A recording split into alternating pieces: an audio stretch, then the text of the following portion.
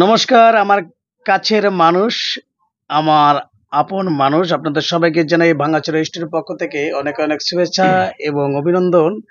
আজকে একটু এদিকে আসেন। আজকে নতুন নতুন এক অতিথি নিয়ে আসছি আপনাদের সম্মুখে, তার সাথে কথোপকথন হবে। আহ সম্পূর্ণ ভিডিও দেখবেন সম্মানিত দর্শক শ্রোতা, এটা আমি আশা করি। যাই হোক, ভাইজান আপনার নামটা বলেন আগে। আমার নাম সাজ্জাদ সর্দার, সাজ্জাদ সর্দার, বাড়ি? বাড়ি মুর্শিদপুর, গ্রাম গোপালপুর। আমি বেকারি ব্যবসা করি।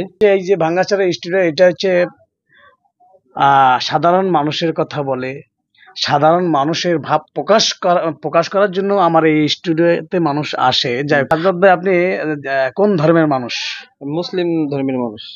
সাজ্জাদ ভাই মুসলিম ধর্মের মানুষ। আচ্ছা, আপনার মুসলিম ধর্মের মূল মূল বাণীটা কি?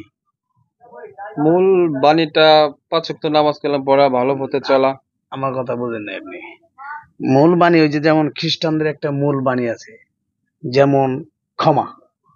তাদের ভিতরে যতই অপরাধ করুক, ক্ষমাই তাদের মূল ধর্ম বিষয়। আমাদের ভিতরেও আছে। আবার হিন্দুদের আছে অহিংসা পরম ধর্ম, মানে হিংসা করা যাবে না। ওরকম মুসলমান ভিতরে একটা আমাদের ভিতরেও আছে কি, যে যাই অন্যায় করুক আল্লাহর পথে, যত গুনাহই করুক তওবা করলে আল্লাহ চিরদিনের জন্য মাফ করে দেখে। আমার জানা মতে আপনাদের ধর্মের মূল মন্ত্রটা হচ্ছে শান্তি। শান্তির প্রতীক হচ্ছে মুসলিম, কোনো অশান্তি চায় না। সব ধর্মে আছে, তবে যার যার ধর্ম তার কাছে অনেক কিছু। আপনারা কি কোনো অশান্তি করেন? না, অশান্তি করেন? বিয়ে শাদী করছেন সাজ্জাদ ভাই? জি জি, বিয়ে শাদী করছি। বাচ্চা কাচ্চা? বাচ্চা কাচ্চা দুজন। দুইজন, ছেলে না মেয়ে? এক ছেলে এক মেয়ে। বিয়ে করছেন কোন এলাকায়? নিজের পাশের গ্রামে। প্রেম করে? অবশ্যই, কি বলা লাগে। সাজ্জাদ ভাই, আমি আপনাকে তিনটা ধাঁধা জিগাবো। কয়টা? তিনটা। হ্যাঁ, তিনটা ধাঁধা যদি পারেন তাহলে আপনাকে অসংখ্য অসংখ্য ধন্যবাদ দেবো। না পারলেও সমস্যা নাই। ওই যে একটা কথা আছে না, পারলেও সালাম আলাইকুম, না পারলেও সালাম আলাইকুম, ওইরকম একটা বিষয়। মানে আপনি যদি পারেন তাহলে ধন্যবাদ, না পারলেও কি ধন্যবাদ, কোনো সমস্যা না। আপনি ভাঙ্গাচোরা স্টুডিওতে আসছেন, এটাই আমার কাছে অনেক। ভাই, বিভিন্ন জায়গা থেকে মানুষজন আসে, এতে আমি ধন্য হয়ে যাচ্ছি। আপনি শুধু দোয়া রাখবেন এই ভাঙ্গাচোরা স্টুডিওর জন্য, একদিন কি অনেক বড় হয়, দোয়া করি। আচ্ছা, আমি যেহেতু আসছি, আমার দেখা যেতে আরো ভাইরা আসবেন। আচ্ছা, এবারটা আমি ধাঁধার ভিতরে চলে যাই। প্রথম ধাঁধা, আপনি রেডি? বলেন। ছোটবেলায় লম্বা, বড় হলে বেটে, বলেন তো আমি কে? আবার বলবো? বলেন। ছোটবেলায় লম্বা, ছোটবেলায় কি লম্বা, হ্যাঁ, বড় হলে বেটে, বলেন তো আমি কে? একটু চেষ্টা করেন। আপনি নির্মল ভাই? না, ছোটবেলায় লম্বা, বড় হলে বেটে, বলেন তো আমি কে? আমি নির্মল ভাই, ঠিক আছে, এটা একটা দাদা। বিটা হচ্ছে মোমবাতি। কি? মোমবাতি। ঠিক আছে না ভাই? যখন ওইটাকে প্রথম আনা হয় লম্বা থাকে, তখন একটু বয়স হয়, বাগুন ধরে আস্তে আস্তে ছোট হয়ে যায়। আচ্ছা, ধন্যবাদ। না সমস্যা নাই, আপনি যে পারবেন, ওই যে বললাম, পারলেও ধন্যবাদ, না পারলেও আরো ডাবল ধন্যবাদ। সম্মানিত দর্শক শ্রোতা, সম্পূর্ণ ভিডিওটা দেখবেন, আশা করি ভালো লাগবে। যাই হোক, আর এবার দ্বিতীয় নাম্বার ধাঁধায় চলে যাচ্ছি। শাখা আছে, শাখা আছে, পাতা, ফল, মূল কিছুই নেই। বলুন তো জিনিসটা কি? শাখা আছে, পাতা, ফল কিছুই নাই। পাতা নাই, ফল নাই। এটা আমি বলবো, পারবেন না? শাখা, শাখা আছে নদীর, নদীর শাখা আছে। শাখা আছে না, কোনো শাখা নদী, কিন্তু ফল আছে, পাতা আছে, কিছুই নাই, শুধু শাখা আছে। নদীর কি আছে? আচ্ছা, ধন্যবাদ সম্মানিত দর্শক শ্রোতা। এবার শেষ গুগলে, আশা করি আপনি পারবেন, কোনো সমস্যা নাই।